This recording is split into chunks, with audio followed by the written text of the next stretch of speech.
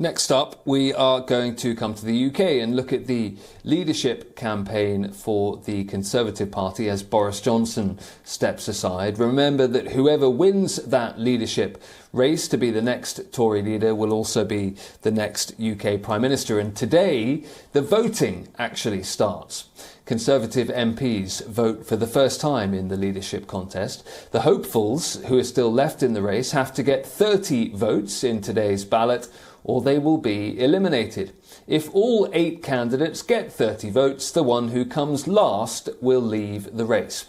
Then further ballots in the coming days will whittle down the field to a final 2. The Conservative Party's 1922 committee has set September the 5th as the date when a new Prime Minister is due to be announced.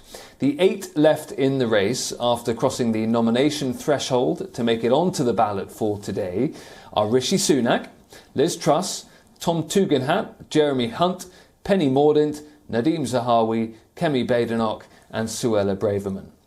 Ex-Health Secretary Sajid Javid and Junior Minister Raman Chisti dropped out of the race because they didn't have enough support. Most of the hopefuls are promising major tax cuts, apart from Rishi Sunak. Let's talk to Sally Patterson now, our reporter who joins us live from London with the latest. And Sally, we had Rishi Sunak officially launching his campaign yesterday. We've had Penny Mordaunt doing the same today. They are 2 of the clear frontrunners. How did their pitches differ? Well, as you say, these are very much seen as the 2 favourites, but they do differ quite substantially in what they're promising if they were to become the next leader.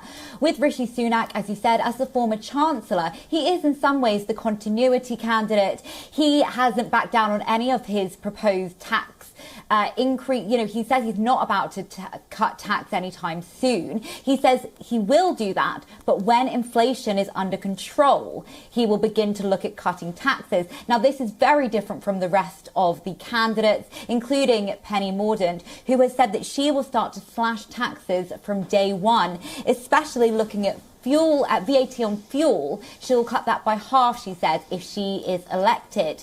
So we've got 2 very different approaches to the economy there.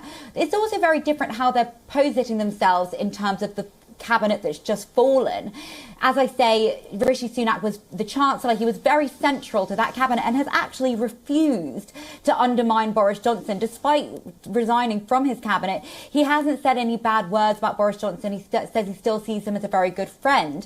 Penny Mordaunt, on the other hand, is very much distancing herself from that former cabinet and saying that actually she is the candidate who will bring a new type of leadership. She said, we have to admit that Whitehall is broken, but in my administration, you will see it look and feel very different very fast. And so it's whether both MPs and members want that change and they really feel that a fresh leadership and fresh cabinet is what's needed, or if they want to go with Rishi Sunak's sort of tried and tested way of doing the economy.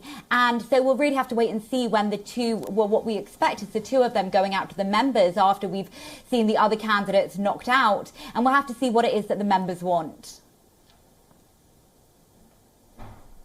Sally, thank you.